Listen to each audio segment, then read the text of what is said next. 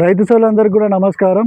So ఈరోజు రాశి seeds వారి ఆధ్వర్యంలో 3366 మీద రైతులకు శక్తి ప్రదర్శన నిర్వహించడం జరిగింది. గ్రామం వచ్చేసి కౌరాయిపల్లి, మండల్ కొమరవెల్లి, జిల్లా సిద్దిపేట. సో దీని గురించి 3366 గురించి ఒకసారి మన రైతు కూడా మనతో పాటు ఉన్నారు. రైతు కరుణాకర్ గారిని ఒకసారి అడిగి తెలుసుకుందాం. కరుణాకర్ గారు, ఒకసారి మీరు 3366 గురించి మీ ఒపీనియన్ చెప్పండి. నా పేరు కరుణాకర్ అండి. నేను ఇప్పుడు 3 ఇయర్స్ అవుతుంది వాడబట్టి. బాగానే ఉంది. రాశి 3366 ఇది గుల్సండి ఈ విధంగా వస్తుంది, బాగానే ఉంది. దీని నుంచి 35-36 ఇట్లా క్వింటాలు వస్తుంది ఒక ఎకరాకి. ఓకే. గింజ ఎట్లా ఉంది? గింజ వెయిట్ కూడా బాగానే ఉంది. గింజ సైజు మంచిగా ఉంది. ఓకే.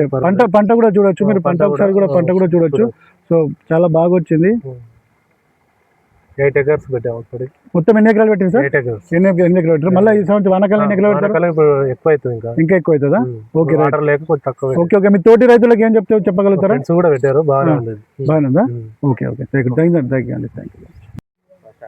నా పేరు కనకయ్య, మాది గౌరాపల్లె. 3366 ఒక 2 ఇయర్స్ అవుతుంది పెట్టబట్టి. కాపు బాగానే ఉన్నది. మళ్ళీ ఈ వానకాలం పంట కూడా అదే పెడదాం అనుకుంటాను. మా దోస్తులు కూడా పెట్టిరు ఒక 7-8 ఎకరాలు. బాగానే ఉంది కాపు.